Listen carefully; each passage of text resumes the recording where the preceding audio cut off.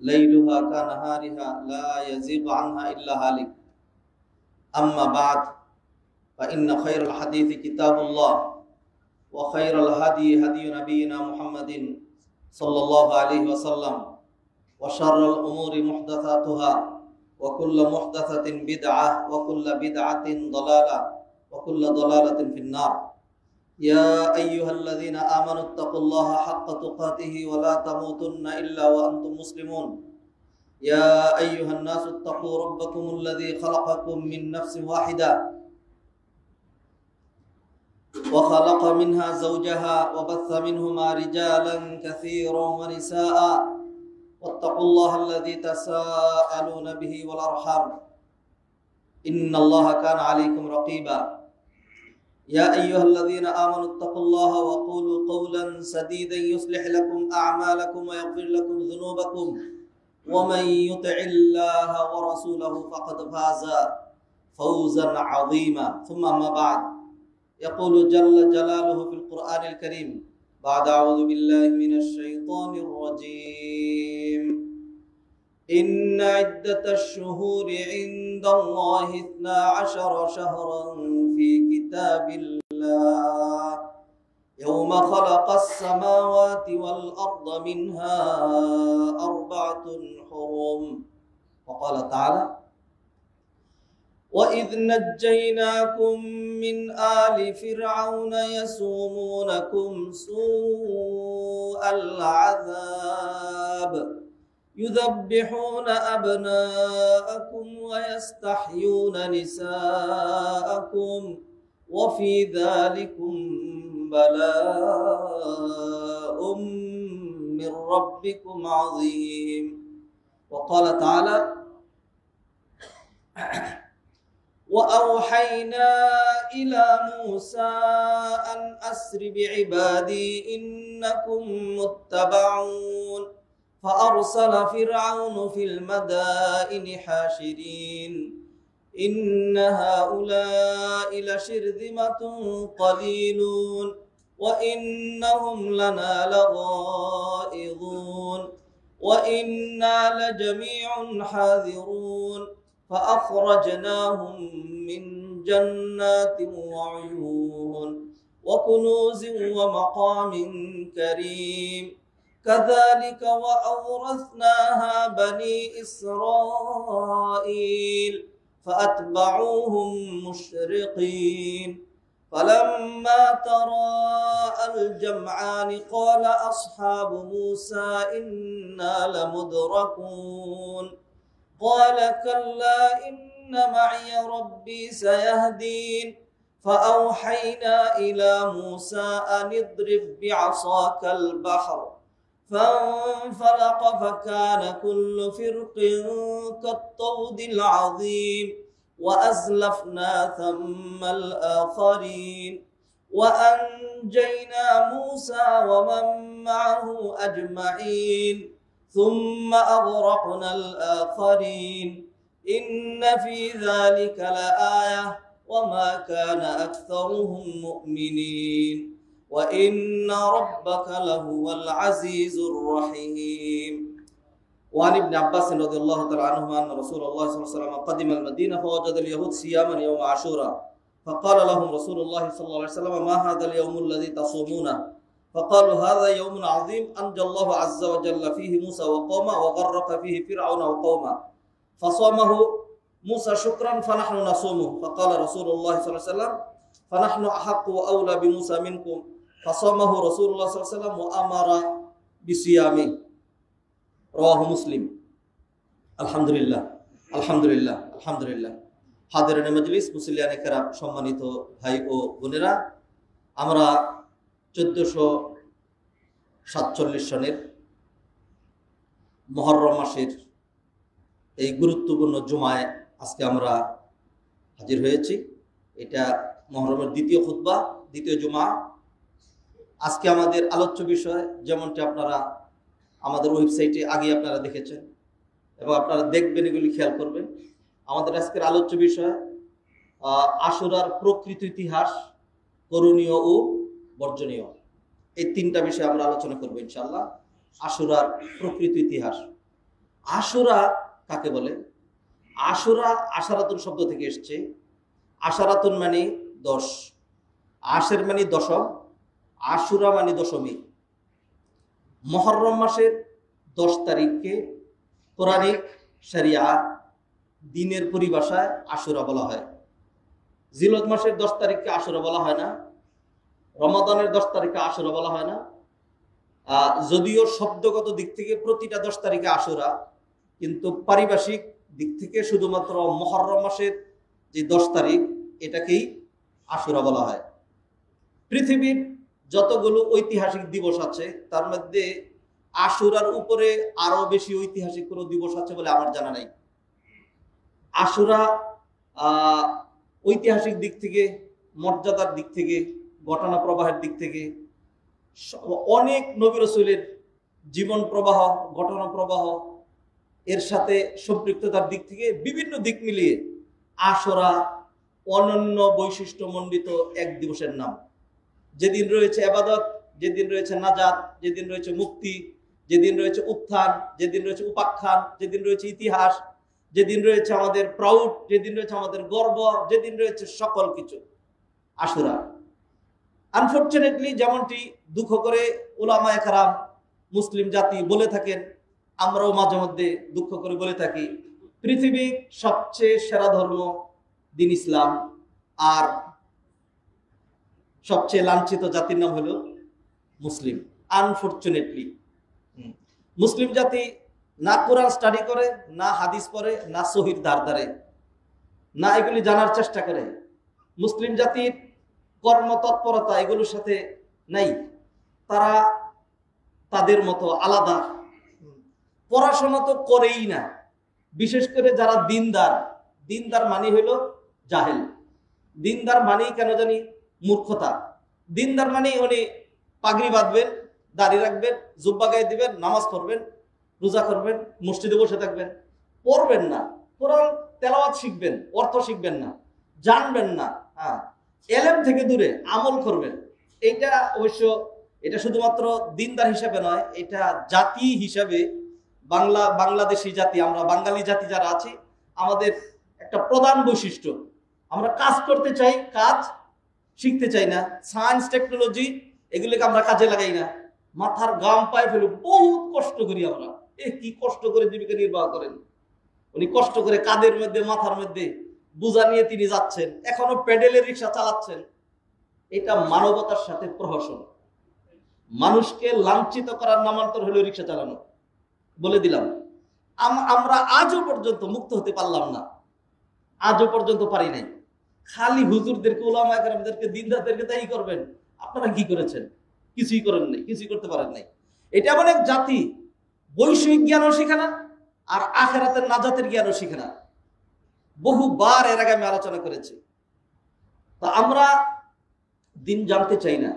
কোরআনে আপনারা দেখেছেন খুতবায় আমি 3 জায়গা থেকে, এক জায়গা থেকে এক আয়াতের 5 ভাগের 1 ভাগ তেলাওয়াত করেছি, আরেক জায়গা থেকে একটা আয়াত, আরেকটা জায়গাতে ছোট্ট ছোট্ট কয়েকটা আয়াত তেলাওয়াত করেছি।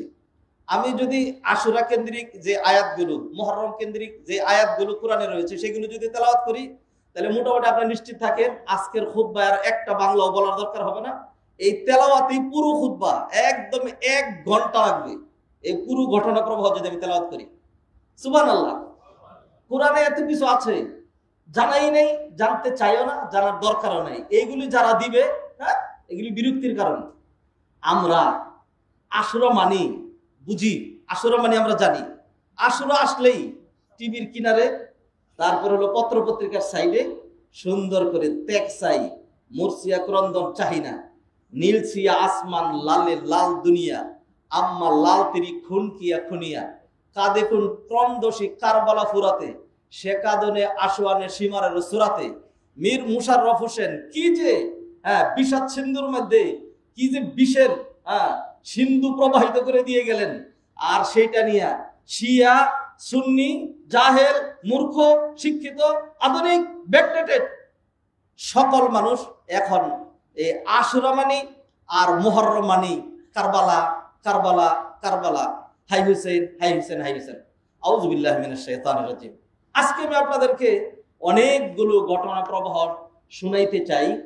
আমরা যদিও আমাদের সহি ধারা ধরে সবসময় একটা বিষয়কে হাইলাইট করি, যার উপরে কোরআনের শত সহস্র আয়াত, সহি হাদিস, বুখারীতে, মুসলিমে, অন্যান্য কিতাবে বুড়ি বুড়ি, এই একটা বিষয়কে আমরা হাইলাইট করি, এইটাই 100% অথেন্টিক এবং সহি।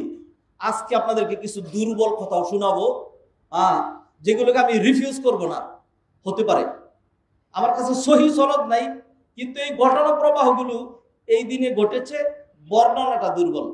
এরকম আদম থেকে শুরু করে নবী মুহাম্মদ রাসূলুল্লাহ সাল্লাল্লাহু আলাইহি ওয়াসাল্লাম পর্যন্ত গুরুত্বপূর্ণ কিছু ঘটনা প্রবাহ শুধুমাত্র এমনি বলে দেবেন এটা ঘটছে, সেটার উপরে আমি হাদিস, কাতাদা, আবু হুরায়রা, ইবনে আব্বাস, অন্যান্যদের যে বর্ণনা আছে, কোন কিতাবে আছে, কোথায় আছে, সেগুলি সহ আজকে আপনাদের সামনে তুলে ধরবো।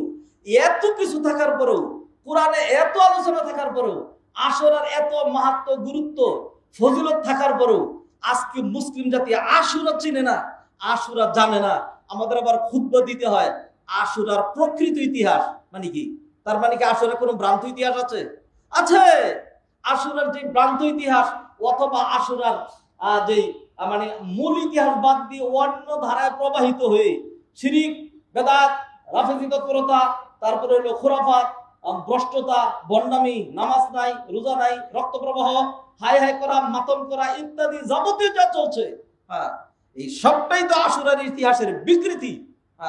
সেই জন্য আজকে আমাদেরকে খুতবা দিতে হয় আশুরার প্রকৃত ইতিহাস, আশুরার প্রকৃত ইতিহাস। হাজারের মজলিস, সম্মানিত ভাই বোনেরা, প্রথম সহিটা না ধরি, সহিটা তো এক টানে এটা বলতেই থাকবো। আমল করণীয় 5 মিনিট সর্বোচ্চ, বর্জনীয় 10 মিনিট সর্বোচ্চ, বাকি টাইম আশুরার ইতিহাস আপনাকে আমি শোনাবো ইনশাল্লাহ। তো প্রথমেই এই আশুরার দিবসে যা যা ঘটেছিল একেবারে শুরুর দিকে চলে যাচ্ছে আমি। মাঝখানে শুধু মুসা আলাইহিস সালামের জমানায় যা ঘটলো এটাকে বাদ দিব, এটাকে বাদ দিয়ে আমি শুরু থেকে একবারে চলে আসছি আশুরার দিবসে যা যা ঘটেছে সেগুলি নিয়ে। আশুরার দিবসের ব্যাপারে অনেকগুলো বর্ণনা রয়েছে, একেবারে জাল পর্যন্ত রয়েছে, সেগুলির দিকে আমরা যাচ্ছি না। একটু দুর্বল বর্ণনা, রওয়াল ইমাম আহমদ ফি মুসনাদিন মিন হাদিস আবি হুরায়রা। ইমাম আহমদের যেই হাদিসের গ্রন্থ, এটা কি নাম কি? আল মুসনাদ লিল ইমাম আহমদ, আহমদ ইবনে হাম্বল রাহিমাহুল্লাহ। 30,000 হাদিস আছে এই হাদিসের কিতাবের মধ্যে। তিনি সেইখানে বর্ণনা করেছেন আবু হুরায়রা রাদিয়াল্লাহু আনহু থেকে, মাররান নবী সাল্লাল্লাহু আলাইহি ওয়াসাল্লাম বিউনাসিম মিনাল ইয়াহুদ, নবীজি ইহুদিদের পার্শ্ব দিয়ে গেলেন। এটা মদিনার ঘটনা, মদিনায় যখন তিনি হিজরত করলেন প্রথম বর্ষ। ওয়াকাদ সামু ইয়াউমা আশুরা, তার আশুরার দিন রোজা রেখেছে। ফাকালা মা হাযা মিনাস সাওম, এই তোমরা কিসের রোজা রাখো? নবী তো জানেনই। ফাকালু হাযাল ইয়াউমুল্লাযী নাজ্জাল্লাহু মুসা ওয়া বনী ইসরাঈল, এটা ওই দিন যেদিন আল্লাহ মুসা এবং বনী ইসরাঈলকে উদ্ধার করেছেন। এটা সহিহ, এর আলোচনা পরে যাব। ওয়াহাদা ইয়াউমুন, এবং তারা আরো বলছে, আর এটা হলো এমন এক ঐতিহাসিক দিন, ইস্তাওয়াত ফীহি সাফিনাতু আলাল জুদি, ইস্তাওয়াত ফীহি সাফিনাতু আলাল জুদি, যেই দিন নূহ আলাইহিস সালামের নৌকাটা ঘুরতে ঘুরতে, তোয়াফ করতে করতে দীর্ঘ 7 মাস পরে এই জুদি পাহাড়ের উপরে মুহররম মাসে এসে থেমেছিল। এরপরে তিনি তার অনুসারীদেরকে নিয়ে এইখান থেকে বেরিয়েছিলেন, এই নৌকা থেকে নিচে অবতরণ করেছিলেন মুহররম মাসের 10 তারিখ আশুরার দিবসে। হাফেজ ইবনে কাসির, আল্লামা ইবনে কাসির, তিনি তার বিদায়া নিহায়া গ্রন্থের মধ্যে বর্ণনা করছেন। ওয়াকালা কাতাদা ওয়া গায়রুহু, কাতাদা ইবনে দিআমা আস-সাদুসি, প্রখ্যাত মুফাসসির, তিনি বলছেন, রাকিবু ফিস সাফিনা ফিল ইয়াউমিল আশির মিন শাহরি রজব। নূহ আলাইহিস সালাম তার অনুসারীদেরকে নিয়ে, যাদেরকে নিয়ে নৌকায় উঠেছিলেন, রজব মাসের 10 তারিখে তিনি নৌকাতে উঠলেন। ফাসারু মিআতা ওয়া খামসিনা ইয়াওমান, 150 দিন ঘুরলেন, এই নৌকা পানির উপর ভাসলো। ওয়াস্তাকাররাত বিহিম আলাল জুদি শাহরান, আর এটা 1 মাস যদি পাহাড়ের উপরে থেমে থাকলো। ওয়া কানা খুরুজুহুম মিনাস সাফিনা ইয়াওমা আশুরা মিনাল মুহররম, আর এই নৌকা থেকে তারা যেদিন অবতরণ করলেন, বের হলেন, সেটা ছিল মুহররম মাসের 10 তারিখ।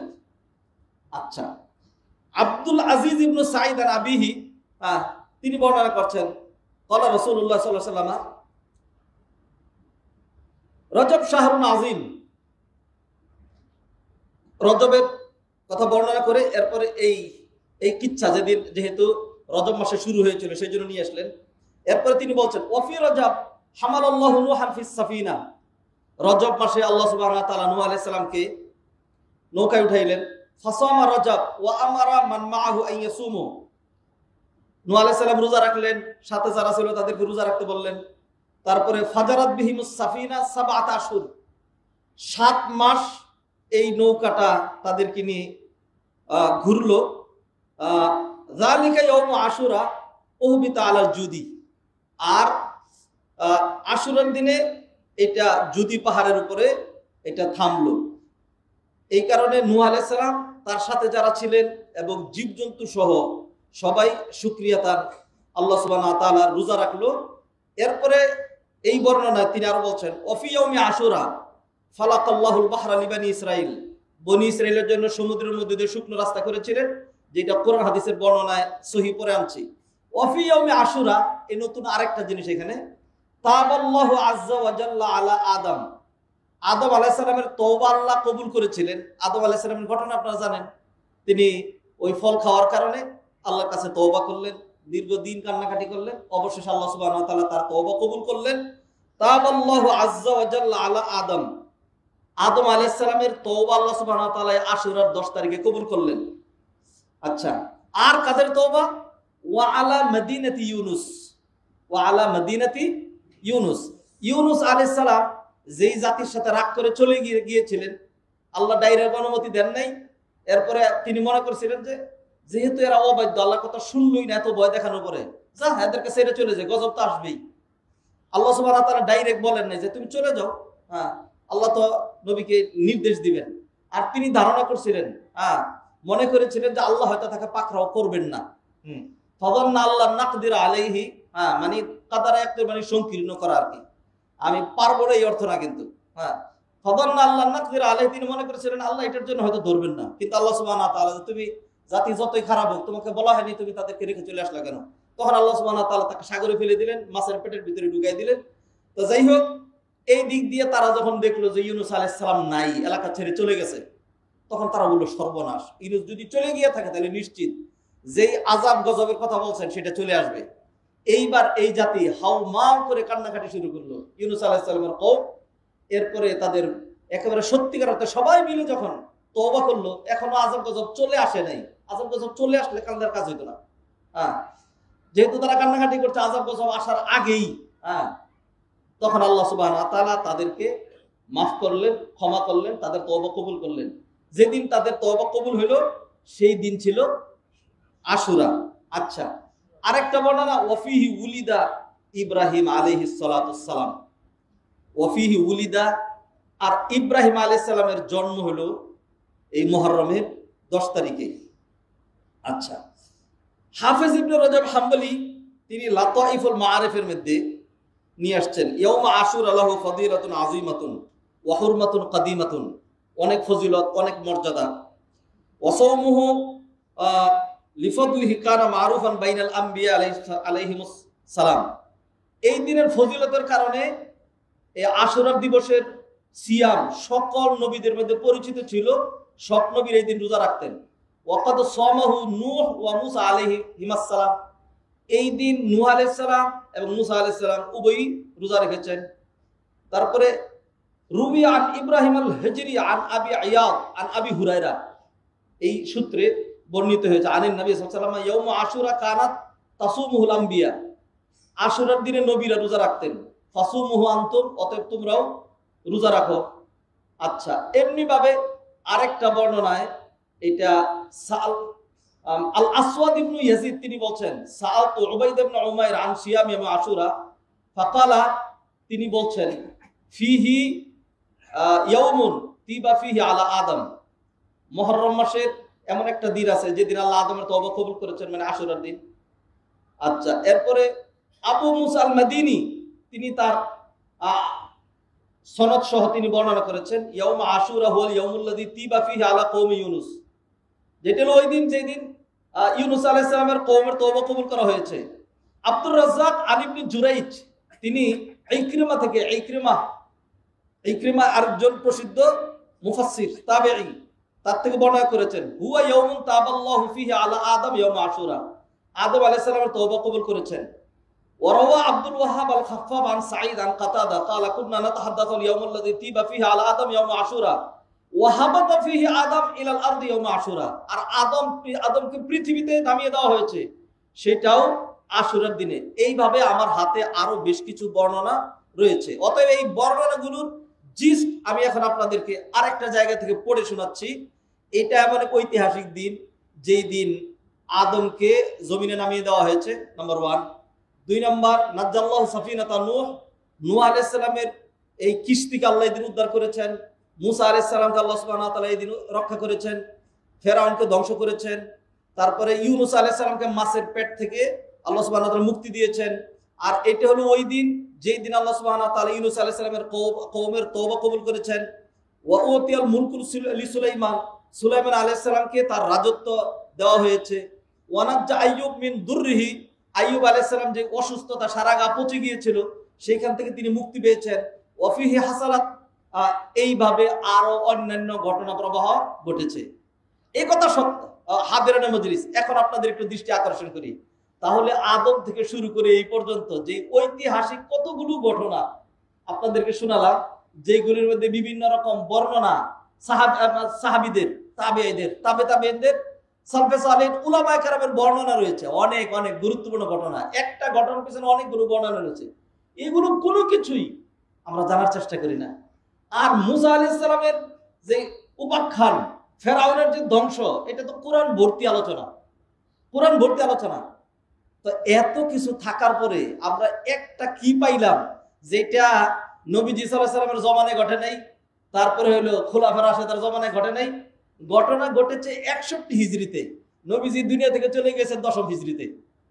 নবীজি সাল্লাল্লাহু আলাইহি সাল্লাম চলে যাওয়ার 51 বছর পরের যে ঘটনা, এইটার মধ্যে সেই একেবারে পুরো মুসলিম জাতি ত্যাগ চাই, মুর দিয়ে মুরসি আকরাম দর চাহিনা, হাই হোসেন হাই হোসেন, হলোটা কি? আউযুবিল্লাহি মিনাশ শাইতানির রাজিম। কিছু জানবেন না, জানার চেষ্টাও করবেন না। এত কিছু থাকার পরে সব বাদ দিয়া, হিন্দুদের পরিভাষায় বলে, হিন্দুদের পরিভাষা একটা বলি, হিন্দুরা সিঁদুর দেয় কপালে, হিন্দুরা সিঁদুর দেয় কপালে। তো কেউ যদি কপাল বাদ দিয়া মানে লজ্জাস্থানে সিঁদুর দেয়, তো হিন্দুরা আফসোস করে বলে যে, হ্যাঁ রে, কপাল বাদ দিয়ে সিঁদুর দিলি কই? হেই মুসলিম জাতি, এত দামি দামি ইতিহাস থাকার পরে, কোরআন হাদিস থাকার পরে, গর্ব থাকার পরে, নাজাত মুক্তি উত্থান উপাখ্যান থাকার পরে সব বাদ দিয়া হাই হোসেন হাই হোসেন, কি হইল এটা? আউযুবিল্লাহি মিনাশ শাইতানির রাজিম। হুসাইন রাদিয়াল্লাহু তাআলা আনহু নিঃসন্দেহে এই মুহররমের 10 তারিখে কারবালায় নির্মমভাবে শহীদ হয়েছেন, এই কথা তো সত্য। এখন আমরা হাই হোসেন করতে দিচ্ছে না, মানে এরা হুসাইন বিরোধী। আউযুবিল্লাহি মিনাশ শাইতানির রাজিম। হুসাইনের বাবা, হুসাইনের নানা, তারা কি বলেছেন? তারা কি এরকম দিন আসলে হাই হোসেন করতে বলেছেন? হুসাইন রাদিয়াল্লাহু তাআলা আনহু চেয়ে তার বাবা আলী রাদিয়াল্লাহু তাআলা আনহু খলিফাতুল মুসলিমিন, তার মর্যাদা বেশি নয় কি? তিনি তো চলে গিয়েছেন, তাইলে ওই দিনে যেদিন আলী রাদিয়াল্লাহু মারা গেলেন, সেদিন হাই আলী করা লাগে। এর চেয়ে তো বেশি মর্যাদা উমর রাদিয়াল্লাহু তাআলা মারা গেলেন, তাইলে ওই দিন হাই উমর। আবু বকর রাদিয়াল্লাহু তাআলা মারা গেলেন, তাইলে ওই দিন হাই উমর হাই আবু বকর করা লাগে। আর এর চেয়েও বড় কথা, যেই দিন নবীজি সাল্লাল্লাহু আলাইহি ওয়াসাল্লাম মারা গেলেন, সেই দিন আমাদের তো সবাই মিলে, শিয়া সুন্নি যত মুসলমান, নামাজি বেনামাজি, সবাই মিলে ওই দিন একটা মিছিল বের করা দরকার, হাই মুহাম্মদ হাই মুহাম্মদ হাই মুহাম্মদ, ইন্না লিল্লাহি ওয়া ইন্না ইলাইহি রাজিউন। এটা কি শরিয়া?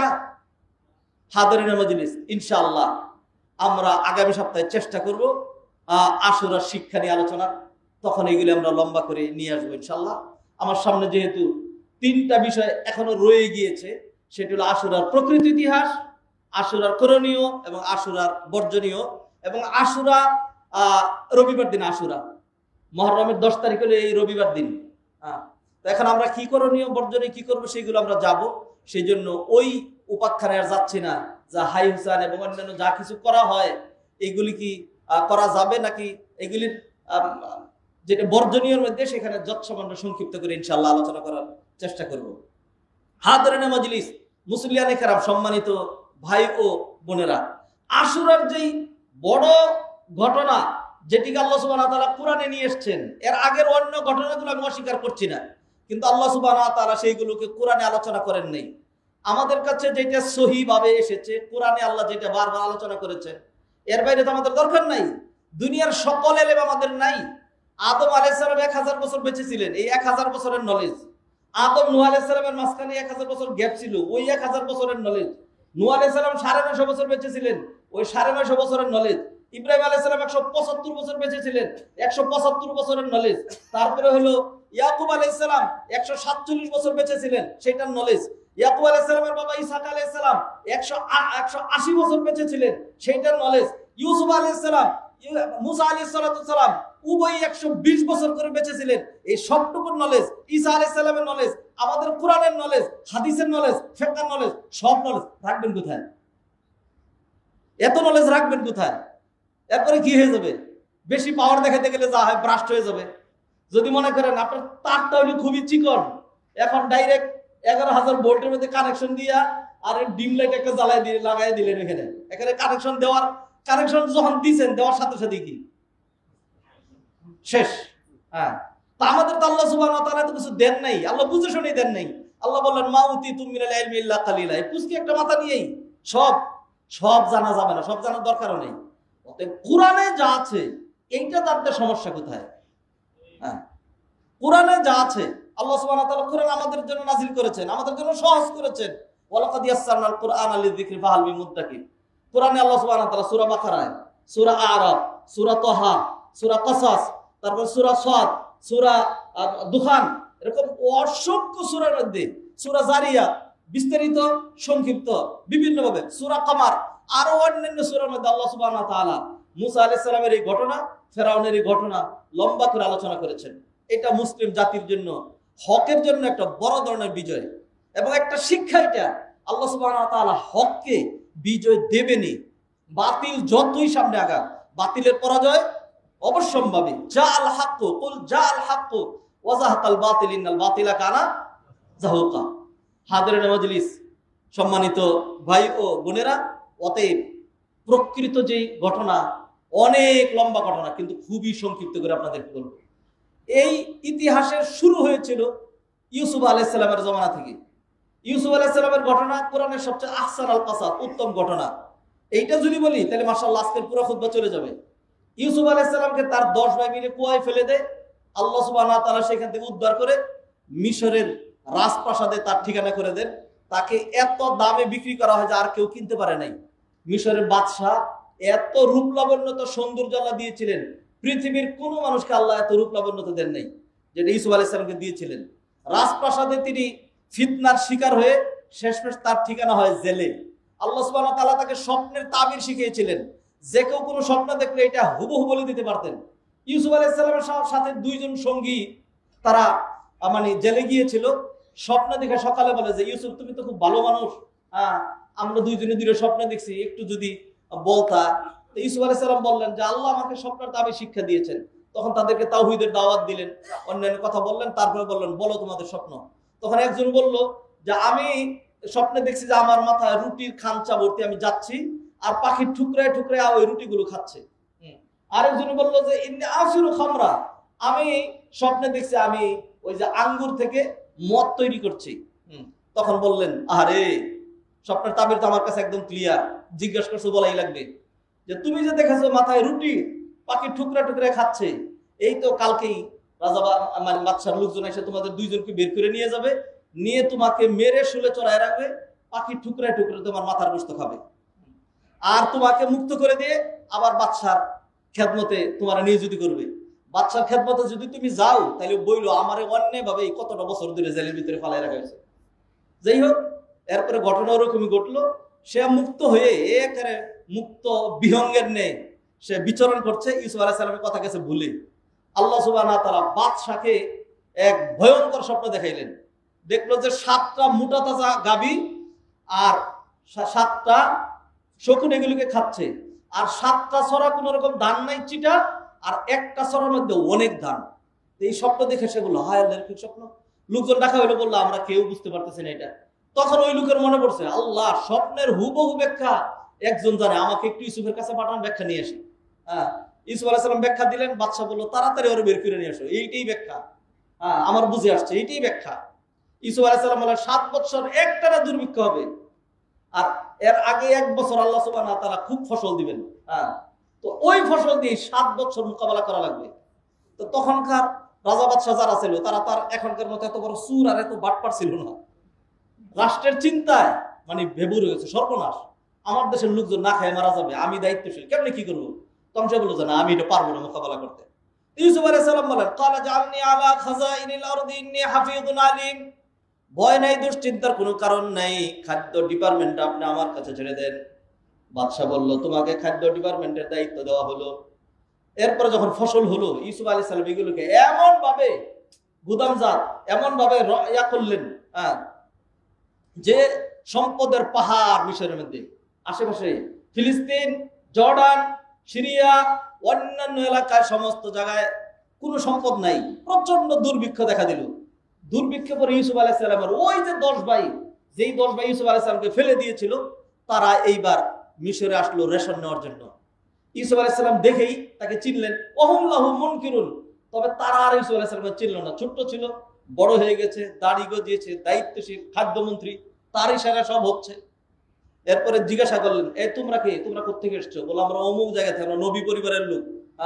তা তোমরা কয়জন, তোমাদের বাড়ির মাথা গুনে গুনে রেশন দেওয়া হয়, 1 মাস 2 মাস চলবে, আবার আইসো, একসাথে সব দিয়ে দিলে সম্পদ নষ্ট হবে। এইভাবে সুন্দর করে তিনি সব বন্টন করছেন। বললো যে আমাদের আরেকটা ভাই আছে, একটা ভাই ছিল, এটা মরে গেছে, সেটা নাই। আর আরেকটা ভাই আছে, ওইটাকে বাবা ছাড়ে না, তার নাম হলো বিনিয়ামিন।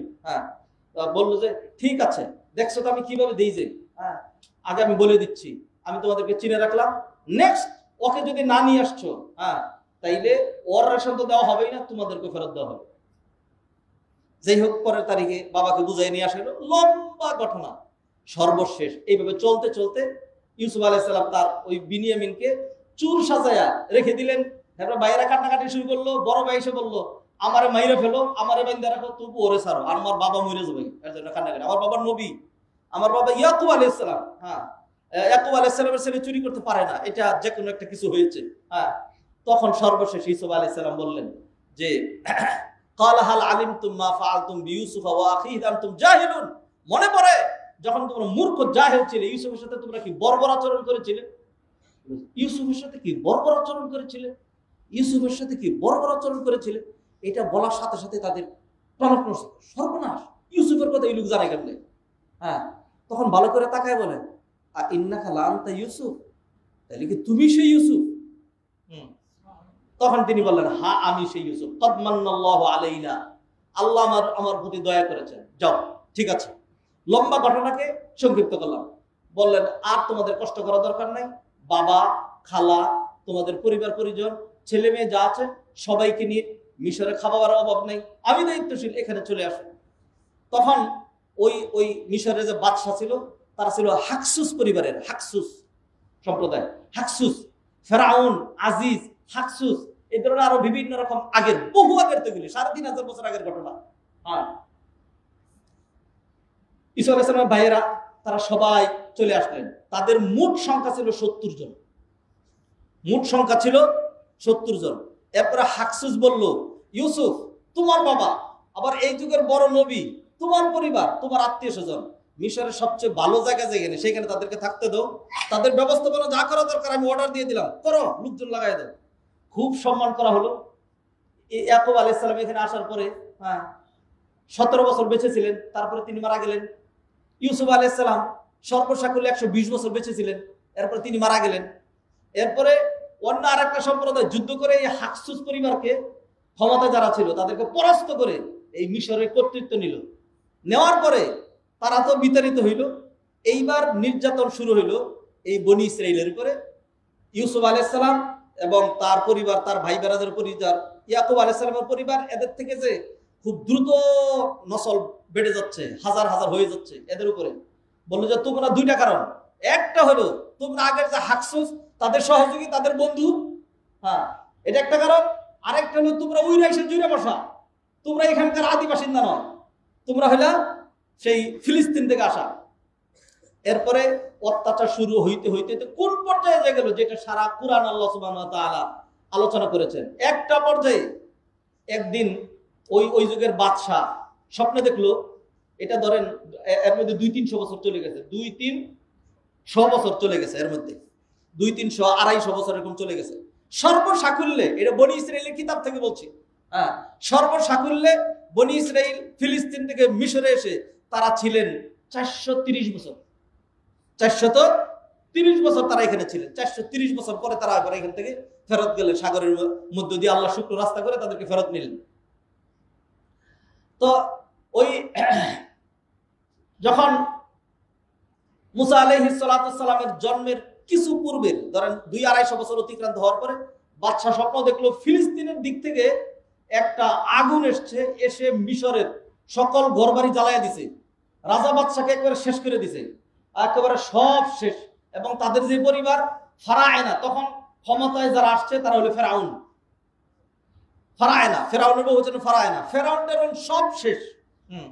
সকালবেলা সে স্বপ্ন নিয়ে বাদশা তো সর্বনাশ, এরকম একটা স্বপ্ন দেখলাম, যত গণক জাদুকর যারা হস্তরেখা জানে, যারা এটা বলতে পারে, স্বপ্নের ব্যাখ্যা করতে পারে, সবাইকে ডাকানো হইলো। ডাকানোর পরে তারা বললো যে স্বপ্নটা তো খুবই খারাপ মনে হচ্ছে। এই সব এবং এই যে আগুনে সব জ্বালায় দিছে, এত কিছুর মধ্যে এই যে এইখানে যারা নাকি বনি ইসরাইল যারা আছে, ইয়াকুব আলাইহিস সালামের পরিবার থেকে যারা বেড়ে উঠেছে, তাদের কোনো ক্ষতি হয় নাই। তখন তারা বললো যে এই বনি ইসরাইলের মধ্যেই এমন একটা ছেলে জন্মগ্রহণ করবে যেই ছেলেটার হাতে মিশরীয়দের, ফেরাউনিদের, কিপ্তিদের এদের পরাজয় হবে। তাই নাকি? না, পরাজয় হইতে দেওয়া যাবে না। মানুষ যাতে নিজের পরাজয় না হয় সেজন্য সমস্ত দরজা বন্ধ করে না, সব বন্ধ করে, শুধু একটা বন্ধ করতে পারে না, যেটা দিয়ে তার পরাজয় হবে। সবটাই বন্ধ করে, একটা বন্ধ করতে পারে না, যেটা দিয়ে তার পরাজয় হবে। তো যাই হোক, বন্ধ করে শেষ চূড়ান্ত সিদ্ধান্ত দিল যে এখন থেকে বনি ইসরাইলীদের কোনো বাচ্চা হইতে পারবে না। কার্যকরী করা হলো, বাচ্চা হইলেই। তখন তার অন্য লুকানোর কোনো ব্যবস্থা ছিল না। কোন মায়ের পেটে সন্তান আছে একেবারে গোয়েন্দা তৎপরতা চালানো হচ্ছে, ঠিক আছে কবে বাচ্চা হচ্ছে, সেদিনকে বাচ্চাটা জবাই করে দেওয়া হবে, এরকম। এরপরে লোকজন বলেছে ফেরাউন যেইভাবে লোকজন মারতেছি, আমাদের নিম্নমানের কাজগুলো কারা করবে, মানুষ তো একদম কমে যাচ্ছে। বললো যে তাইলে একটা কাজ করো। কি কাজ? বললো যে মেয়ে হলে বাচ্চায় রাখো, ছেলে হলে মেরে ফেলবো। আচ্ছা, এটা একটা ভালো সিদ্ধান্ত। তো এটা কিছুদিন কার্যকরী করা হলো। তারপরে বলা হলো যে না, এমনি শুধু মেয়েদেরকে দিয়ে সব কাজ তো হয় না, ছেলে মানুষও লাগবে, কঠিন কাজগুলো তো মেয়েরা পারে না। তাইলে একটা কাজ করো, তাইলে 1 বছর সন্তান নিতে পারবে, আরেক বছর সন্তান নিতে পারবে না। মানুষ যখন পাগল হয়ে যাবে, পাগলে কি না খায়, ছাগলে কি না খায়, এই কাজগুলো তারা করছে। এরপরে আল্লাহ সুবহানাহু ওয়া তাআলা এরই মধ্যে যেই বছর বাচ্চা না অনুমোদিত ছিল সেই বছর হারুন আলাইহিস সালামের জন্ম, আর যেই বছর অনুমতি নাই সেই বছর মুসা আলাইহিস সালামের জন্ম। তো মুসা আলাইহিস সালামের জন্মের পরে মা তো খুব ভয় পাইলেন। আল্লাহ মুসা আলাইহিস সালামের মায়ের কাছে ওহী প্রেরণ করলেন, ওয়া আওহাইনা ইলা মুসা আন আরদিহি, নির্বিঘ্নে দুধ খাওয়াইতে থাকো, যদি ভয় লাগে তাহলে একটা সিন্দুক বানায় ওটার ভিতরে ঢুকাইয়া ওই তোমার বাড়ির পাশে নদী, এখানে ছেড়ে দিয়ে রাখো, বাইদে রাখবা। গোয়েন্দারা সারাদিন ঘোরাঘুরি করে এসে দেখবে বাচ্চা নাই, কারো কিছু নেই। আর মুসা আলাইহিস সালামের মাকে আল্লাহ এমন বিয়ে করেছিলেন আশেপাশে মানুষ টের পায় নাই, আশেপাশে মানুষ টের পায় নাই, বিদায় বাচ্চা হয়েছে এটা মানুষ জানেও না, তো লুকিয়ে রাখছে। আল্লাহ সুবহানাহু ওয়া তাআলার একটা প্ল্যান আছে। আল্লাহ সুবহানাহু ওয়া তাআলা ওই নদীর পানিকে বলেন ঢেউয়ের বাড়ি দিয়া এই সিন্দুকটা ছুটাই নিতে। পরে একদিন এটা ছুটে একদম ফেরাউনের ঘাটে গিয়ে ভিড়ল, সেখান থেকে তারা উঠায় নিল। এরপরে মুসা আলাইহিস সালামের যে বিশাল লম্বা ঘটনা, কিভাবে কি হলো বলার মতো সময় নেই। মুসা আলাইহিস সালাম এইভাবে আল্লাহ সুবহানাহু ওয়া তাআলা চাইলেন, তাকে বাঁচায় রাখলেন। ফেরাউন তাকে মারতে পারলো না, মেরে ফেলতে চেয়েছিল, মেরে ফেলতে পারলো না। সর্বশেষ যখন মেরেই ফেলবে, চূড়ান্ত বুঝছে না এটা সাংঘাতিক বুঝবান বাচ্চা, ছোট্ট বাচ্চা, সবাই আদর করে, আসি আদর করে, কিছুই করে না। ফেরাউন যখন চুমা দিতে গেছে, আস্তে করে ছোট্ট একটা হাত ঘুরে মেরে দিছে। ফেরাউন মনে করছে যে এমন জোরে লাথি মারছে আমার সামনের মধ্যে, সর্বনাশ, সেটা বুঝা নাহলে আমারে চড় দিল কেন। অন্যদেরকে আসিয়া বললো না, বুঝে না, তুমি পাগল নাকি? পরীক্ষা করার জন্য সামনে জ্বলন্ত অঙ্গার এবং 71 স্বর্ণ দেওয়া হলো, দেখি সে কোনটা ধরে। আসিয়া আল্লাহকে ডাকতে থাকলেন, মুসা আলাইহিস সালাম একটা জ্বলন্ত অঙ্গার ধরে মুখে দিয়ে দিলেন, এরপর জিব্বা গেল পুড়ে, আসিয়ার পাওয়ার বাইরে গেল। তুমি সারা জীবনে গাদা ছিলা, বাচ্চাটার জিব্বাটা বললো, এখন ফেরাউন তো একবার হতভম্ব হয়ে গেছে, কি আর করবে। দেখে আল্লাহ সুবহানাহু ওয়া তাআলা বাঁচাই দিলেন। যখন যুবক হয়েছে, শহরে গিয়া দেখে ফেরাউনের দলের লোক বনি ইসরাইলের উপর যেভাবে জুলুম করে, জুলুম করছে ওইভাবে, ক্ষমতাসীন দলের তো। এখন ওই লোক বলল, ফাস্তাগাসাহুল্লাযী মিন শিয়াতিহি আলাল্লাযী মিন আদুহি ফাওয়াকাযাহু মূসা ফাকাদা আলাইহি ক্বালা হাযা মিন আমালিশ শাইতান। মুসা আলাইহিস সালামের কাছে সাহায্য চাওয়ার পরে মুসা আলাইহিস সালাম সুন্দর করে বুঝাইলেন, বুঝবে না। যখন মুসা আলাইহিস সালামের দিকে তেরে আসছে, তখন মুসা আলাইহিস সালাম বুঝলেন না, আগাইলে কিন্তু দিব ঘুষি একটা। পরে বললো যে আরে ঘুষি দিবি মানে, তোরা বনি ইসরাইল, আমরা হলো ক্ষমতা, আমারে ঘুষি দিবি। যখন আগে আসছে মুসা আলাইহিস সালাম, ওয়াকাযাহু মূসা, খালি একটা ঘুষি দিয়েছেন, ঘুষি দেওয়ার সাথে সাথে মরে গেছে একদম। এরপরে আরো বড় ধরনের ঘটনা, এগুলি বলা অন্য সময় বলবো ইনশাআল্লাহ। মুসা আলাইহিস সালামকে ফেরাউনের বাড়ি থেকে একজন দৌড়ে এসে বললো যে, মুসা, পাথাইলে পথ দিয়ে আসছি, এই জন্য আমি আসতে পারছি, বিশাল বাহিনী তোমার মেরে ফেলার জন্য রেডি, পারবা না এতগুলো লোকের মোকাবেলা করতে। ফাখরুজ ইন্নী লাকা মিনান নাসিহিন, আমি তোমার হিতাকাঙ্ক্ষী, পালাও। মুসা আলাইহিস সালাম চলে গেলেন মাদিয়ান নগরীতে। মাদিয়ান নগরীতে যাওয়ার পর আল্লাহ সুবহানাহু ওয়া তাআলা তার বাসস্থানের ব্যবস্থা করে দিলেন। শুআয়ব আলাইহিস সালামের এক মেয়েকে বিয়ে করলেন, 10 বছর থাকলেন। 10 বছর পরে বললেন, শ্বশুর বাবাজি বিদায় দেন, আমার মা, আমার ভাই, আমার বংশীয় লোকজন দারুণভাবে মজলুম হচ্ছে, আমি আর বসে থাকতে পারছি না, আমার জানবাজি রেখেই আমাকে মারুক কাটুক যেটা করুক, আমাকে সেখানে যেতেই হবে। এরপর রওনা দিলেন। আল্লাহ সুবহানাহু ওয়া তাআলা রাস্তা থেকে নবী বানাইলেন, মুজিজা দিলেন, তার হাতের লাঠি ছাড়িয়ে দিয়ে সাপ বানায় দেখাই দিলেন। আল্লাহ বললেন, মুসা, খামাখাজা যাচ্ছ, আবার একটা লোক মেরে আসছো, এইবার ফেরাউনের ক্ষমতা আরো অনেক বেশি, এমনি চলে যাচ্ছ, পারবা না। সেই জন্য আমি তোমার ডাইকাই না, নিদর্শনও দিলাম, নবীও বানায় দিলাম, এবং তুমি বলছিলে তোমার বাইরে নবী বানায় দিতে, সেটাও মানলাম। এইবার আমি বলে দিচ্ছি, আনতুমা ওয়া মান ইত্তাবাআকুমুল গালিবুন, তুমি, তোমার ভাই এবং তোমাদের সাথে যারা থাকবে, আমি আল্লাহ আগে জানাই দিলাম, তোমরাই বিজয়ী হবা, ফেরাউনের যত শক্তি থাকুক তোমাদের উপর আর যেতে। তারপরেও গিয়ে দাওয়াত দাও, সুন্দর করে দাওয়াত দিবা। যদি দাওয়াত না শুনে, তাহলে সর্বশেষ বলবা, আন আরসিল মা'না বনি ইসরাঈল ওয়া লা তু'আযিবহুম, বনি ইসরাঈলকে আমাদের সাথে ছেড়ে দেন, আর আযাব দিয়েন না, এদেরকে আর কষ্ট দিয়েন না, আমরা আপনাদের দেশেই থাকবো না, আমরা তো আরেক দেশ থেকে আসছিলাম, ঠিক আছে, সাগর পার আমরা ওই দেশে চলে যাব। সর্বশেষ ফেরাউন এই কথাও রাখলো না। এবার আল্লাহ ওহী নাযিল করলেন, ওয়া আওহাইনা ইলা মূসা আন আসরি বিইবাদি ইন্নাকুম মুত্তাবাউন। এই আয়াত খুতবা শুরুতে তেলাওয়াত করেছিলাম। মুসা, বলে দিচ্ছি, রাতের আধারে লুকায়া পালিয়ে চুরের মতো যেতে হবে, আননালে ফেরাউন যেতে দিবে না। মুসা আলাইহিস সালাম বনি ইসরাঈলদেরকে কানে কানে জানাই দিলেন। বনি ইসরাঈলের সবাই মিলে এক রাতে তারা রওনা হলেন। একেবারে প্রবাতে গিয়ে তারা সাগরের কিনারে উপনীত হলেন। সকাল যখন হয়ে গেছে, এইবার তারা দেখলেন বিপদ অত্যাসন্ন, সামনে বিশাল সাগর, শিপ নাই, জাহাজ নাই, নৌকা নাই, কিচ্ছু নাই।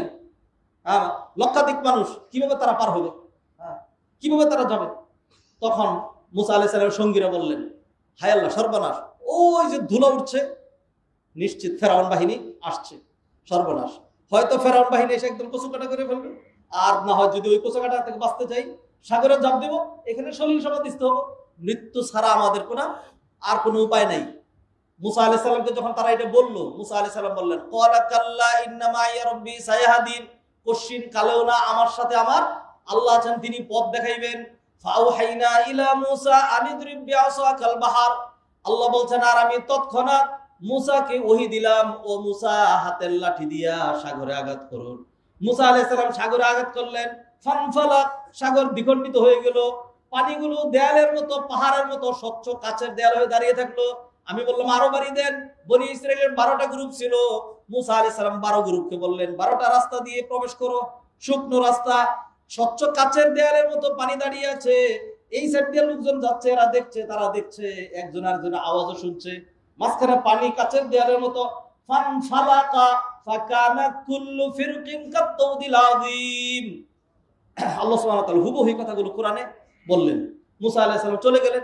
ফেরাউন ততক্ষণে তার বাহিনী সহ চলে আসলো। আইসা এখানে একটা গরম ভাষণ দিল।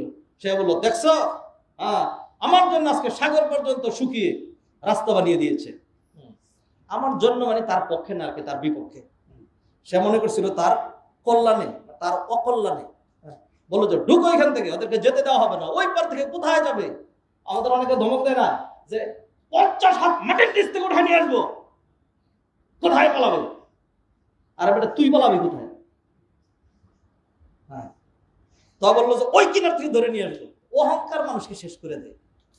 বিনয়ীদেরকে আল্লাহ বলছেন ওয়া নুরিদু আন নামুন্না আলাল লাযিনা ইসতুদঈফু, আমি আল্লাহর প্ল্যান ছিল যারা দুর্বল তাদেরকে উঠাইয়া দিব, আর যারা সবল তাদেরকে কি করব? অহংকারের কারণে। এরপরে ফেরাউন বাহিনী এখানে ঢুকলো, ঢুকার পরে আল্লাহ সুবহানাহু ওয়া তাআলা পানিকে অর্ডার দিলেন আগে যেরকম ছিল ওরকম হয়ে যাবে। মুসা আলাইহিস সালামের সাথে যারা ছিলেন একজনও ডুবলো না, আর ফেরাউনের সাথে যারা ছিল একজনও বাঁচলো না। সুবহানাল্লাহ। এই যে ঘটনা বলতেছিলাম, এইটা কি আর জুমার খুতবা আধা ঘন্টার আর 1.5 ঘন্টার আলোচনা? এটা না, এটা অনেক লম্বা আলোচনা। বলছি না কোরআনে অজস্র আয়াতগুলি তো তেলাওয়াত করিনি। এই ঘটনা যেই দিন ঘটেছিল সেই দিন হলো আশুরা। এরপর থেকে মুসা আলাইহিস সালাম ওই সাগরের কিনারে দাঁড়ায় দেখছেন তো, আহা সাগরের এরকম ঢেউ, হ্যাঁ, একটাও বাঁচলো না। এত বীর পুরুষগুলো সব শেষ, চোখের সামনে, সংবাদ না, চোখের সামনে তাকিয়ে তারা দেখলেন। হ্যাঁ, আর আমরা একজনও বললাম না, আল্লাহ আমাদেরকে বাঁচাই দিলেন। এরপরে মুসা আলাইহিস সালাম তার অনুসারীরা ওই দিন রোজা রাখতে শুরু করলেন। প্রতি বছর ওই দিন আসলে রোজা রাখতেন, হ্যাঁ, নবীজি রোজা রাখতেন। এরপরে হলো মক্কার কুরাইশরা যারা আহলে কিতাব না, তারাও রোজা রাখতেন। কারণ এটা ইব্রাহিম আলাইহিস সালামের শরিয়ার কারণে, মুসা আলাইহিস সালামের ধর্মের কারণে না। কারণ এই দিনের কথা বললাম না, এর আগে নবীরও রোজা রাখতেন। কারণ মক্কার লোকজন ধর্মের যত সামান্য যা জানতো, এটা মুসা আলাইহিস সালামের ধর্ম না, ঈসা আলাইহিস সালামের ধর্ম না, ইব্রাহিম আলাইহিস সালামের ধর্ম। কারণ ইব্রাহিম আলাইহিস সালামের সম্পর্ক কি? কারণ হলো ইব্রাহিমের পুত্র ইসমাইল, তাদেরই তো মক্কায় কি আগমন। হ্যাঁ, সেই ধর্ম তারা জানতেন, সেই অনুযায়ী তারা রোজা রাখতেন। নবীজি রোজা রাখতেন, হিজরতের আগেও রোজা রেখেছেন। নবীজি কোনোদিন আশুরা রোজা বাদ দেন নাই। মদিনায় এসে দেখেন ইহুদিরা রোজা রাখে, জিজ্ঞাসা করলেন কিরে হে তোরা রোজা রাখিস কি লিগে? হ্যাঁ, তখন বললো যে আপনি জানেন না? তো নবীজি তো সব জানেনি। হ্যাঁ, তখন নবীজি সাল্লাল্লাহু আলাইহি সাল্লাম বললেন, মুসার ধর্মের কোনো খবর নাই, কিতাবের কে খান খান করেছো, কিছুই ঠিক রাখো নাই, মুসার কথা মানো নাই, আদর্শ রাখো নাই। এই দিন আসলে খালি রোজা রাখলে তুমি মনে করছো তোমরা মুসার অনুসারী। নাহনু আহাক্কু ওয়া আউলা বিমুসা মিনকুম, মুসার প্রকৃত অনুসারী হলাম আমরা। হ্যাঁ, এরপর নবীজি তাদের সামনে বলেন, এই তোমরা সবাই রোজা রাখবা। হ্যাঁ, তারা তো রোজা রাখতেনই, নবীজি রোজা রাখতেন, তাদেরকে জানাইলেন দেখো আমরাও কিন্তু এই দিন রোজা রাখি। নবীজি সাল্লাল্লাহু আলাইহি ওয়াসাল্লাম যেই বছর মারা গেলেন, ওই বছর মারা যাওয়ার আগে তিনি বললেন, আমি যদি আগামী বছর বাইসা থাকি তাইলে আর আশুরা রোজা রাখবো না, খালি একদিন রোজা রাখবো না, শুধু আশুরাটা রাখবো না, বরং এর আগে একদিন অথবা তারপরে একদিন, ইহুদিদের সাথে যেন আমাদের কোনোভাবে মিল না হয়। সুমু ইয়াওমান ক্বাবলাহু আও ইয়াওমান বা'দাহু, নবীজি সাল্লাল্লাহু আলাইহি ওয়াসাল্লাম বললেন তোমরা এর আগে একদিন তারপরে একদিন রোজা রাখবা, যাতে ইহুদিদের সাথে কি না হয়, মিল না হয়। হাত ধরে না মজলিস মুসল্লিয়ানে কেরাম, আশুরার যে প্রকৃতি ইতিহাস, সত্য ইতিহাস যেটি বলছিলাম, 10 ভাগের 1 ভাগ আপনাদেরকে বলা হয়েছে, বাকিটা সময়ের কারণে বলা হয়নি, এটাকে বাদ দিয়ে যাওয়া হয়েছে। এত সুন্দর উপাখ্যান, হকের বিজয়। আল্লাহ সুবহানাহু ওয়া তাআলা যেখানে মুসা বনি ইসরাইল কিছুই করতে পারলেন না, এদের সাথে কুলে উঠতে পারলেন না, এদের সামনে টিকতেও পারলেন না, দাঁড়াইতেও পারলেন না, আল্লাহ বলেন কিছুই লাগবে না, আমি আল্লাহ সুবহানাহু ওয়া তাআলা যেখানে কেউ নাই সেখানে কে আছেন, যেখানে কেউ পারে না তখন কে পারবে? আমাকে ঠেকায় কে? ও তোমার ঠেকানো হলে কেউ নাই, আল্লাহ তোমার ঠেকাইতে পারবে না। হ্যাঁ, আমার চেয়ে বেশি বুঝে কে? তোমার চেয়ে বেশি বুঝলে হলে কেউ নাই, আল্লাহ তোমার চেয়ে ভালো বুঝে না। হ্যাঁ, আমার চেয়ে বেশি ক্ষমতা কার? তোমার চেয়ে বেশি ক্ষমতা কার নাই? আল্লাহর নাই। এই ধরনের অহংকারী, গর্বিত আর এই ধরনের নেককারজনক, লাঞ্ছিত কোন ধরনের কথাবার্তা, কোন অ্যাক্টিভিটিস, কোন চালচলন, কোনো কিছু যেন আমাদেরকে দিয়ে না হয়। কি হবে? বিনয়। আমি কি দাস, আমার বাপ দাদা কি গুলাম, হ্যাঁ, আমার মা দাসী, আমি কি ভিক্ষুক, আমি কি কাঙ্গাল, আমি কি বান্দা। নিচু হবেন, আল্লাহ উঁচা করে দেবেন। দুর্বল হবেন, আল্লাহ সবল করে দেবেন। সবলতা দেখাবেন, নিজের পাওয়ার দেখাবেন, আল্লাহ সুবহানাহু ওয়া তাআলা পাওয়ারকে পিউজ করে দেবেন। আল্লাহ আমাদেরকে বুঝার তৌফিক এনায়েত করবেন। হাদরের মজলিস, এই হলো আশুরার প্রকৃতি ইতিহাস।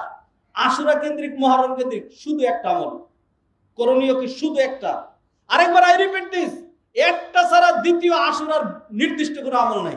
নফল আমল, দান সদকা যে কোনো মাসে আছে, নফল আমল, নফল নামাজ যে কোনো মাসে আছে। এই আশুরার এক্সট্রা বিশিষ্ট ইবাদত কি? সেটা হলো নবীজি সাল্লাল্লাহু আলাইহি ওয়াসাল্লাম আবু কাতাদা বর্ণনা করেছেন আশুরার সিয়ামের ব্যাপারে। নবীজি সাল্লাল্লাহু আলাইহি ওয়াসাল্লাম বললেন যে আহতাসিবু আলাল্লাহি আইয়ুকাফিরা সানাতাল্লাতি ক্বাবলা, এই আশুরার দিনে রোজা রাখলে বিগত 1 বছরের গুনাহ মাফ করে দেওয়া হবে। এইটা কেউ যদি 10 তারিখ রোজা রাখে, যে আগামী রবিবার, একদিন রাখলে এই ফজিলত পাবে। তবে পারফেক্ট সুন্নাহর অনুসরণ হবে, মুস্তাহাব হবে। নবীজি যেহেতু আকাঙ্ক্ষা ব্যক্ত করেছিলেন, এবং ইহুদিদের সাথে বিরোধিতা হবে, সেটা হলো যদি আপনি 2 দিন রোজা রাখেন 9-10 শনি রবি অথবা রবি সোম। এই বছরের জন্য 9-10-এর চাইতে 10-11 বেশি সুন্দর, কারণ রবিবার দিন আশুরা আর সোমবার দিন হলো 11তম, আবার হলো সোমবার। সোমবারে তো এমনি রোজা রাখা মুস্তাহাব। আমরা ইনশাল্লাহ এই আমলটা করব, এর বাহিরে আর কোনো আমল নাই। অন্য একটা হাদিস আছে, যে হাদিসে নবীজি সাল্লাল্লাহু আলাইহি সাল্লাম বলেছেন আফদালুস সিয়াম বাদাল ফারিদা শাহরুল্লাহিল মুহররম, রমাদানের পরে সবচেয়ে উত্তম সিয়াম হলো মুহররম মাসে। সেই হিসেবে মুহররম মাসে যত বেশি রোজা রাখতে পারবেন ততই ভালো। তাহলে সমস্ত হাদিস দিয়ে একটাই সাব্যস্ত, মুহররমের বিশিষ্ট ইবাদত হলো সিয়াম। মুহররমের বিশিষ্ট ইবাদত সিয়াম, এর বাইরে আর কোনো কিছু নাই। বর্জনীয় কি? বর্জনীয় হলো এইটা বাদে অন্যান্য যা কিছু করা হয় সব বর্জনীয়। মাতম করা, হাইসেন করা, রক্ত প্রবাহিত করা, কালো বেশ ধারণ করা, মিছিল বের করা, তারপরে কবর বানানো, তারপরে হলো আরো যে সমস্ত শিয়ারা যা যা করে, অথবা এর উল্টা শিয়াদেরকে কাউন্টার দেওয়ার জন্য শিয়াদের আকীদা হলো এই মাসে বিয়ে শাদী করা যাবে না। যাদের বিয়ে শাদী আগে হয়ে গেছে এই 1 মাস মুহররম মাসে স্বামী স্ত্রী আলাদা ডিটাচ থাকতে হবে। সর্বনাশ, কেউ যদি স্বামী স্ত্রী একসাথে থেকে থাকেন সর্বনাশ করছে। হ্যাঁ, এটা হলো শিয়াদের আকীদা। হ্যাঁ, একসাথে থাকা যাবে না, হাতে মেহেদি দেওয়া যাবে না, তারপরে চোখে সুরমা দেওয়া যাবে না, আনন্দ ফুর্তি করা যাবে না, কোন রকম অনুষ্ঠান করা যাবে না, মুরগি জবাই করা যাবে না, গরু জবাই করা যাবে না, খাসি জবাই করা যাবে না। এই মাস হলো দুঃখের মাস, এই মাস হলো কষ্টের মাস, কারবালার জন্য, শুধু কারবালার জন্য, আগের কোন ইতিহাসের জন্য না এটা। তো এই গ্রুপকে কাউন্টার দেওয়ার জন্য আরেকটা গ্রুপ তারা বলে যে আশুরার দিন কেউ যদি চোখে সুরমা দেয় সারা বছর চোখ ভালো থাকবে। আশুরার দিন কেউ যদি ভালো খায় তাহলে সারা বছর সে ভালো খাবে। পাল্টা কাউন্টার দিয়েছে। 2 দল 2 গ্রুপের। আমি বলে দিয়েছি এই গ্রুপও ভ্রান্ত, ওই গ্রুপও ভ্রান্ত। মাঝখানে কোনটা? আমরা হলাম জালনাকুম উম্মাতান ওয়াসাতা। আল্লাহ আমাদেরকে বলেছেন তোমরা হলো মধ্যমধ্যী উম্মত। আমরা কি করব? নবীজি যা করেছিলেন। হ্যাঁ, সেটা কি ভালো খাওয়া দাওয়া নাই, আর এই দিন মিছিল মিটিংও নাই। আমাদের কাজ কি? আমাদের কাজ হলো এই দিন রোজা রাখা, সিয়াম পালন করা। আল্লাহ সুবহানাহু ওয়া তাআলা আমাদেরকে তৌফিক এনায়েত করেন। এর বাহিরে যা যা দেখতে পাচ্ছেন সব বর্জনীয়। খামাখা আলোচনা করো অন্যান্য যে সমস্ত দেখছে কারবালার এই ঘটনা ঘটেছে, এইগুলি করতে করতে আরো কোথায় যাবে? শেষমেশ আরো সামনে আগায়া মুআবিয়া রাদিয়াল্লাহু তাআলাকে গালিগালাজ করতে হবে। এরপরে আর এজিদের প্রসঙ্গ আসলে তার কোনো কথাই নেই। এরপরে বলবো যে ওই গ্রুপের যারা এখন বর্তমান আরব শাসক যারা আছে তারা হলো ওই গ্রুপের। হ্যাঁ, ওরে বাবারে আর কত কিছু। আপনি জান্নাত থেকে বেরিয়ে আসছেন, আপনারা খুব আগাইছেন। হ্যাঁ, আরবরা খুব খারাপ। হ্যাঁ, তারা তাদের রাষ্ট্র করতে পারে নাই, কিছুই করতে পারে নাই, আপনি খুব করছেন। হ্যাঁ, আরেকজনকে যে খলখলাইয়া দু বলেন, একটু নিজের দিকে তাকাইয়া দেখেন। হ্যাঁ, হাত বেরোনোর মধ্যে থামেন। এখানে আসেন কোরআন সুন্নাহর রঙে রঙিন হই, কোরআন সুন্নাহর আলোয় আলোকিত মানুষ হই। আল্লাহ সুবহানাহু ওয়া তাআলা আশুরা কেন্দ্রিক আমাদেরকে যে আমল দিয়েছেন, একদিন রোজা রাখলে 1 বছর গুনাহ মাফ হয়। আশা করি এই রোজাটা আমরা কেউই বাদ দেব না ইনশাআল্লাহ। আমাদের পরিবারের লোকজনকে আমরা বলবো। এছাড়া অন্যান্য যত তৎপরতা আছে, হ্যাঁ, রক্ত যে এরকম করে ব্লেড নিয়ে চাকু নিয়ে বুকের মধ্যে মেরে বীর দর্পে রক্ত দেখাচ্ছে এরকম করে, হাই হচ্ছে হাই হচ্ছে। হ্যাঁ, তা হাই ফজর কোথায়? হাই জোহর, হাই আসর, হাই মাগরিব, হাই এশা, হাই দিন, হাই কোরআন, হাই সুন্নাহ, হাই শরিয়া, কোনো কিছুই তো নাই। হ্যাঁ, আগুন, জ্বলন্ত আগুন দিয়ে পায়ের মধ্যে কি দেয় না জানে, আগুনের উপরে দৌড় দিয়ে আগুনের উপরে হাইটা যায়। জ্বলন্ত অঙ্গার, এইখানে একজনকে এই আগুন নিয়ে খেলতাম, এই কষ্ট করতে হবে এরকম করে একজনকে 2 জনে ধরে আগুনের উপরে দিয়ে তাপের মধ্যে বীর করে দেখাচ্ছে, হ্যাঁ আগুন তাপ লাগুক সহ্য করবো। হ্যাঁ, হোসেন রাদিয়াল্লাহু জান দিয়ে দিচ্ছেন। শেষ এরকম করতে করতে দেখলাম, ভিডিওতে দেখেন ইউটিউবে, ওই যে যারা আগুনের ভিতরে পড়তেছিল গেছে পইরা, একের সাথে সাথে শেষ। নাউজুবিল্লাহ মিন যালিক, সাথে সাথে শেষ। কোথায় গেলি? এইগুলি কি দিন ধর্মীয় কোনো কাজ? মানুষ এখন ওইগুলি করে। ঢাকার মহিলারা চিনে না, জানে না। আমি যখন লালবাগ মাদ্রাসায় পড়েছি, পুরান ঢাকা দেখার দেখেছি দুধ, প্রচুর দুধ জমা রাখবে, অনেক দুধ কিনবে। কারণ কি? এই দিন যে ওই যে মিছিল বের হবে, ঘোড়া টোরা নিয়ে যেগুলো যাবে, এটা হুসাইনি ঘোড়া। এই ঘোড়ায় দুধ আই না সমানে ঘোড়ার পায়ে ঢেলে দিচ্ছে, ঘোড়ার পা দুধ দিয়ে দিতে হবে। কোনা কি দেয় বলার মতো আর সময় নাই। এই জন্য এক কথায় বললাম, সিয়াম সারা এই মাসে এবং আশুরায় আর দ্বিতীয় সুন্নাহ সম্মত সাব্যস্ত কোনো আমল নাই। এর বাহিরে যা সব হয়তো রাফেজি তৎপরতা, না হয় শিরিক, না হয় বেদাত, না হয় ভ্রষ্টতা, না হয় জঘন্য রকম হারাম, যেই কাজের সাথে ইসলাম ধর্মের কোনো সম্পর্ক নাই। আল্লাহ সুবহানাহু ওয়া তাআলা এই কাজগুলো থেকে আমাদেরকে মুক্ত রাখুন। আশুরা কেন্দ্রিক আল্লাহ সুবহানাহু ওয়া তাআলা আমাদেরকে যেই আমল দিয়েছেন, সিয়াম, এবং নবীজি বলছেন একদিন রোজা রাখলে 1 বছরের গুনাহ মাফ। আমরা যদি 2 দিন নাও পারি তবু একদিন অন্তত রোজা রাখবো। আর 2 দিন পারবো না কেন? যেই জাতি 30 দিন রোজা রাখতে পারে, শাওয়ালে এসে আবার 6টা রোজা রাখতে পারে, সেই জাতিগুলি যদি 2টা পারে না, পারবো ইনশাআল্লাহ। আল্লাহ সুবহানাহু ওয়া তাআলা আমাদেরকে তৌফিক এনায়েত করেন। আকুলু কওলি হাযা ওয়াস্তাগফিরুল্লাহ লি ওয়া লাকুম ওয়া লিসাইরিল মুসলিমিন ফাস্তাগফিরুহু ইন্নাহু হুয়াল গফুরুর রাহিম।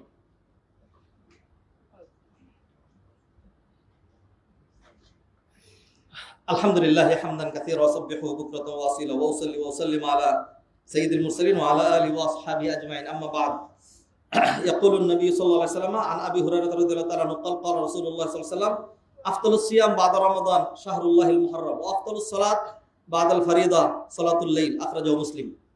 সম্মানিত ভাইরা, মুহররম মাসটাকে নবীজি সাল্লাল্লাহু আলাইহি ওয়াসাল্লাম বলেছেন শাহরুল্লাহ, আল্লাহর মাস। তাহলে কোনটা আল্লাহর মাস না? সবটাই আল্লাহর মাস, কিন্তু এই মাসটাকে শাহরুল্লাহ, আল্লাহর মাস বলা হয়েছে। যেমন বাইতুল্লাহ, বাইতুল্লাহ আল্লাহর ঘর। কোনটা আল্লাহর ঘর না? পৃথিবীর সব আল্লাহর ঘর, পৃথিবীর সব আল্লাহর ঘর। কোনটার মালিক আমরা না। ওয়ালিল্লাহি মিরাতুস সামাত, পৃথিবীর সব মসজিদ আল্লাহর ঘর, কিন্তু সব মসজিদকে বাইতুল্লাহ বলা হয় না। বাইতুল্লাহ একটাকেই বলা হয়। কিসের কারণে? এটাকে বলা হয় ইদাফাতুত তাশরিফ, মর্যাদার জন্য। আল্লাহ এই ঘরে থাকেন এরকম না। শাহরুল্লাহ, এই মাসের মর্যাদা বর্ণনা করার জন্য এটাকে শাহরুল্লাহ বলা হয়েছে। মুহররম মাস চলে যাচ্ছে। মুহররম মাসের ঘটনা প্রবাহ আপনাদেরকে শুনিয়েছি। মুহররম মাসের নির্দিষ্ট আমল সিয়াম। সিয়াম রাখলে, এর মধ্যে একদিন রোজা রাখলে, নবীজি সাল্লাল্লাহু আলাইহি ওয়াসাল্লাম বলছেন কেউ যদি একদিন আল্লাহর জন্য রোজা রাখে বা'আদাল্লাহু বিহি ওয়াজহাহু আনিন নারি 70 খরিফান, আল্লাহ সুবহানাহু ওয়া তাআলা তাহলে তাকে জাহান্নামের 70 খরিফ দূরে সরিয়ে দেন। রোজা রাখলে স্বাস্থ্যগত উপকার আছে, রোজা রাখলে বহুবিধ উপকার আছে। সেই জন্য আমরা এই মাসে চেষ্টা করব বেশি বেশি সিয়াম পালন করতে। সাল্লু আলা নবীর বাশির ফাইনাল্লাহ সুবহানাহু ওয়া তাআলা আমারানা বিস-সালাতি ওয়াত-তাসলিমি আলা নবী সাল্লাল্লাহু আলাইহি ওয়াসাল্লাম ফাকাল ইন্নাল্লাহা ওয়া মালাইকাতাহু ইউসাল্লুনা আলান নবী ইয়া আইয়ুহাল্লাযীনা আমানু সাল্লু আলাইহি ওয়া সাল্লিমু তাসলিমা আল্লাহুম্মা সাল্লি আলা মুহাম্মাদ ওয়া আলা আলি মুহাম্মাদ কামা সাল্লাইতা আলা ইব্রাহিম ওয়া আলা আলি ইব্রাহিম ইন্নাকা হামিদুম মাজিদ ওয়ারদাল্লাহু আনিল খুলাফার রাশিদিন আবী বকর ওয়া উমর ওয়া উসমান ওয়া আলী রিদওয়ানুল্লাহি তাআলা আলাইহিম আজমাইন ওয়া আন্না মা'আহুম বিকারমিকা ওয়া জুদিকা ওয়া ইহসানিকা ইয়া আরহামার রাহিমিন। اللهم اعز الاسلام والمسلمين واذل الشرك والمشركين والكفر والكافرين ودمر اعداءك اعداء الدين واجعل بلد